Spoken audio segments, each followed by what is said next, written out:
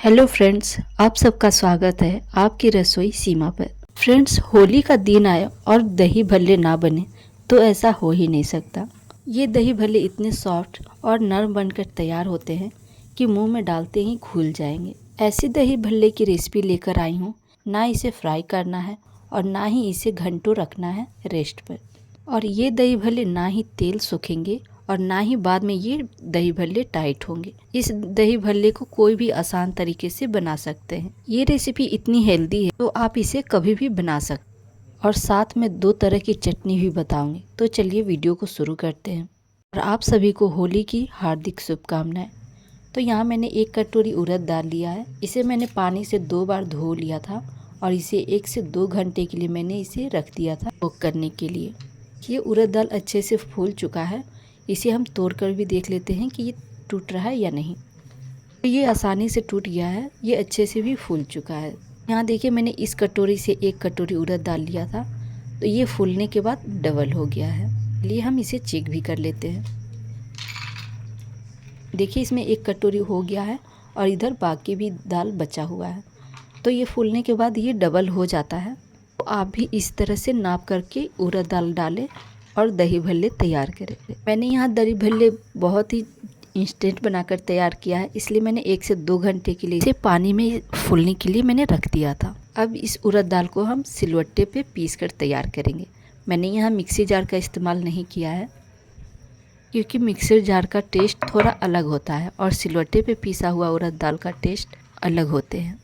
यहाँ मैंने थोड़े से उड़द दाल को रख लिया है सिलवट्टे पे और इसमें 1 चम्मच पानी डाल देंगे और इस तरह से हम पीस लेंगे।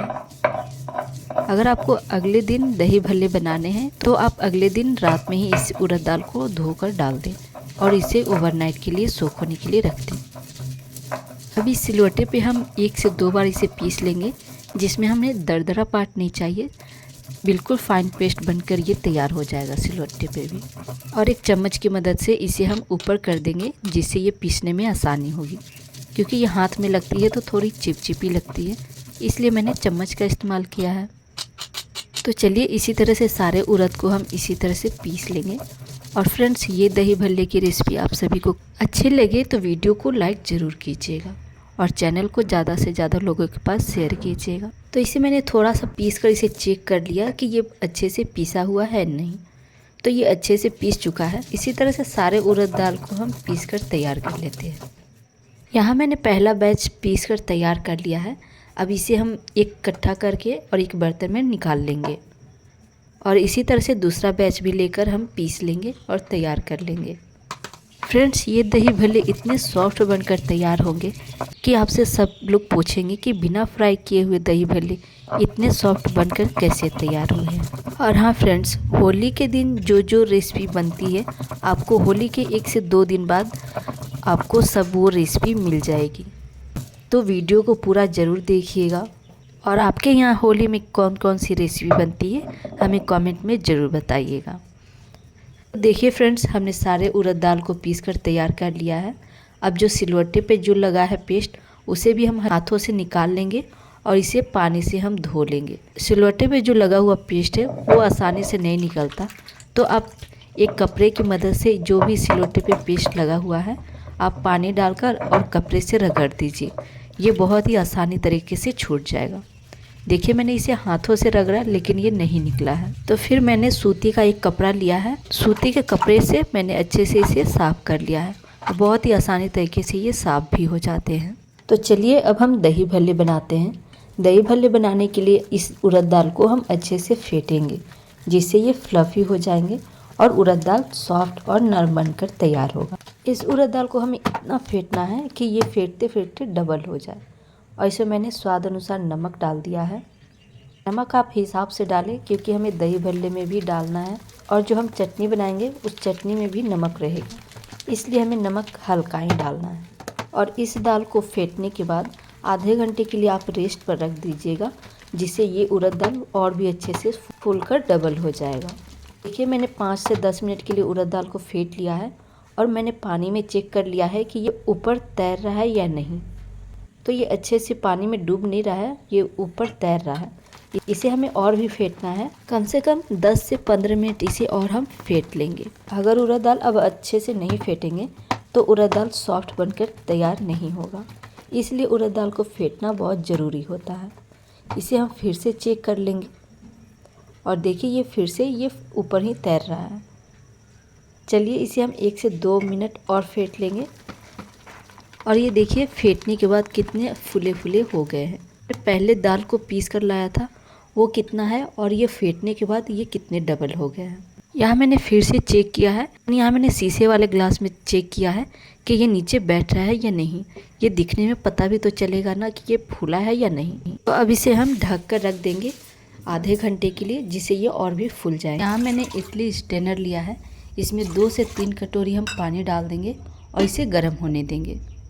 जब तक ये पानी गर्म हो रहा है तब तक हम इडली स्टैंड में तेल लगा लेंगे, जिससे हमारे दही बड़े अच्छे से फूले फूले बनेंगे और ये चिपकेंगे भी नहीं। फ्रेंड्स, आपने कभी ऐसी ट्रिक्स देखी है? हमें ज़रूर बताइएगा। तो चलिए अब हम पेस्ट को देख लेते हैं। देखिए हमारे पेस्ट अच्छे से फूल चुके हैं। अब इसे हम एक बार और फेंट लेंगे, इससे और भी ये फ्लफ़ी हो जाएंगे। देखिए कितने फ्लफ़ी हो गए हैं। अब इसे हम 1 से 2 मिनट के लिए फेंटने के बाद थोड़ा थोड़ा बैटर हम चम्मच की मदद से या फिर हाथों की मदद से इस बैटर को हम इडली वाले बर्तन में डाल देंगे और जैसे दही भल्ले बनते हैं बिल्कुल उसी तरह से मैं बनाऊंगी। दही भल्ले में जो डिज़ाइन होती है बिल्कुल उसी तरह से मैं डिज़ाइन बना दूंगी, जिससे ये देखने में बहुत अच्छे लगेंगे। थोड़ा थोड़ा बैटर मैंने डाला है क्योंकि ये फूलेंगे तो और ये बड़े हो जाएंगे। और बैटर डालने के बाद एक उंगली की मदद से इसके अंदर हम छेद कर देंगे, जिससे ये देखने में अच्छे लगेंगे। बिल्कुल इसी तरह से सारे दही बड़े को हम इसी तरह से बनाकर तैयार कर लेंगे। चलिए हमारा पहला बैच तैयार हो गया है। अब एक कटोरी में, यहाँ मैंने 2 कटोरी लिया है, इस 2 कटोरी में भी उड़द दाल को डालकर इसी तरह से दही बल्ले बनाकर तैयार करेंगे। बिल्कुल उसी तरह से हम बनाएंगे, इसमें भी बहुत अच्छे तरीके से ये बनकर तैयार हो जाएंगे। और इडली स्टैंडर में मैंने पानी रखा है, वो भी गर्म हो चुका है। तो ये जब तैयार हो जाए सारे इडली स्टैंडर को हम डाल देंगे इडली वाले स्टैंड में। तो फ्रेंड्स, ये दिखने में कितने अच्छे लग रहे हैं ना। तो चलिए अब चेक कर लेते हैं पानी गर्म हुआ है या नहीं। और पानी गर्म हो चुका है तो हम एक एक करके सारे इडली स्टैंडर को डाल देंगे। पहले हम कटोरी वाले डालेंगे, जो हमने 2 कटोरी में बनाकर तैयार किया था उसे पहले नीचे रख देंगे और फिर ये दोनों इडली स्टैंडर को डालकर इसे हम ढक देंगे। इसे हम 15 मिनट के लिए इसे पकने देंगे। जब ये 15 मिनट बाद पक जाए तो हम इसे चाकू की मदद से या टूथपिक की मदद से हम इसे चेक कर लेंगे। अगर आपका चाकू या टूथपिक क्लीन निकल रहा है तो समझ जाइए कि ये दही बड़े अच्छे से पक चुके हैं। अब एक एक करके सारे इडली स्टैंडर को हम निकाल देंगे और जो हमने कटोरी रखा है उसे भी हम निकाल देंगे, इसे ठंडा होने देंगे। और जो हमने कटोरी में बनाया है दही बड़े उसे भी हम चेक कर लेंगे चाकू की मदद से कि वो पके हैं या नहीं। फिर हम उसे निकाल देंगे ठंडे होने के लिए।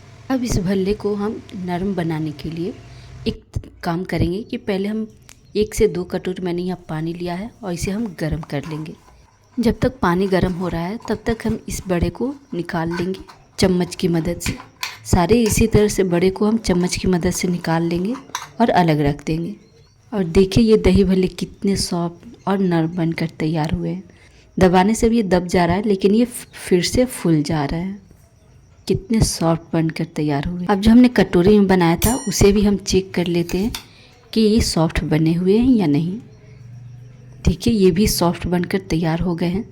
चलिए दोनों कटोरी का हम निकाल लेंगे और निकालने के बाद हमने जो पानी गर्म होने के लिए रख दिया था वो पानी गर्म हो चुका है। तो इसी पानी में हम स्वाद अनुसार नमक डाल देंगे।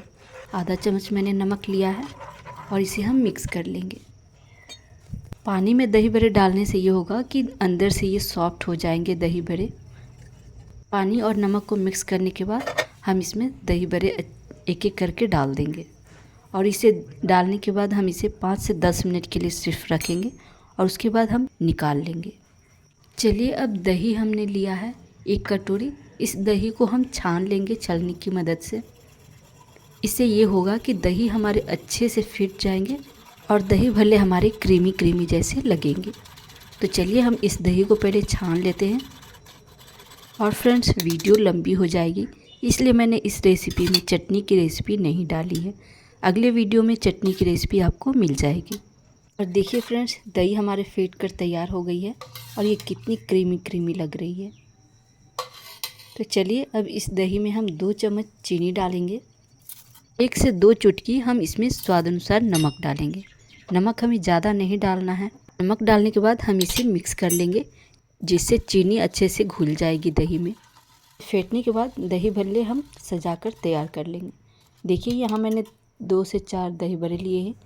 इसके ऊपर मैंने लाल मिर्च का पाउडर डाला है, भुना हुआ जीरा पाउडर डाला है, भुना हुआ काली मिर्च का पाउडर डाला है और इसी के ऊपर मैंने इमली की चटनी भी डाली है और ऊपर से मैंने काला नमक डाला है। काला नमक डालने से बहुत ही अच्छी लगेंगे, ज़रूर डालिएगा और नमक हिसाब से ही डालिएगा क्योंकि हमने सारी चीज़ों में नमक डाला है। इमली की चटनी के बिना दही भल्ले अधूरे हैं, तो इसमें इमली की चटनी ज़रूर डालें।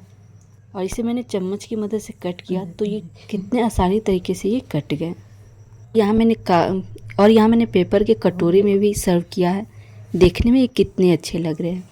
चलिए मिलते हैं अगले वीडियो में। आप सभी को थैंक यू। होली की हार्दिक शुभकामनाएं।